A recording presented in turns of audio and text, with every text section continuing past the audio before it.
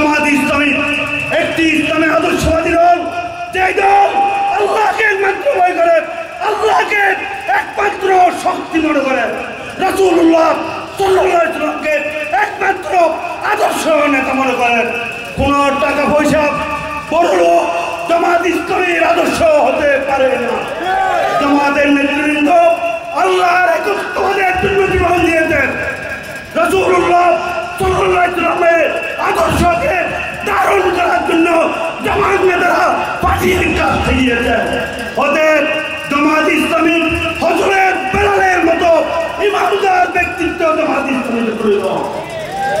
আমি আমাদের ভাইদের অনুরোধ করব, কোন ফ্যাসিস্টের দূষণ দাঙ্গাবাদ ইসলামকে বিক্রি করে যারা সমাজে নেতৃত্ব দিতে চায় তাদের কাছ থেকে তাকের পিছনে যেমন 100 হাত দূরে থাকে, আপনারা 1000 হাত দূরে থাকবেন। সম্মানিত ভাইরা, আমরা আজকের এই মিলিত গোষ্ঠী করছে, অনেকে মনে করেন আওয়ামী লীগ আবার আসবে, আওয়ামী লীগ আবার আসবে, কিয়ামতের ফজরেও আওয়ামী লীগ বাংলাদেশে আর আসতে পারবে না।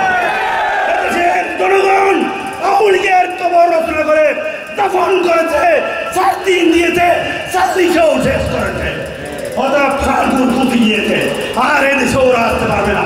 অতএব আওয়ামী লীগের দূষকদেরকে বাংলাদেশে আগামী দিনে একটি সন্ত্রাসমুক্ত দেশ জামাত ইসলামী গঠন করবে ইনশাআল্লাহ। দুর্নীতিমুক্ত একটি দেশ জামাত ইসলামী গঠন করবে, চাঁদাবাজ মুক্ত একটি দেশ জামাত ইসলামী গঠন করবে। অনেকে আমাদের বন্ধু সংগঠন মনে করছেন আপনারা ক্ষমতায় যাবেন। বন্ধুরা, বাংলাদেশের মানুষ পরিবর্তন হয়ে গিয়েছে, তারা পরিবর্তন চায়।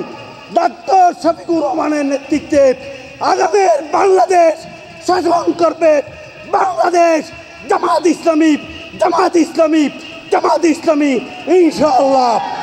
অতএব জামাত নেতা কর্মীদেরকে অনুরোধ করব, নির্ভয়ে নিঃসংকোচে বাংলাদেশকে গড়ার জন্য কাজ করুন। আর মনে রাখবেন, চাঁদাবাজ, দুর্নীতিবাজ, বালু দখলকারী, পাহাড় দখলকারী, গ্যাস দখলকারীদেরকে স্থান দেবেন না। ওমা তৌফিক ইল্লা বিল্লাহ। আসসালামু আলাইকুম ওয়া রাহমাতুল্লাহ।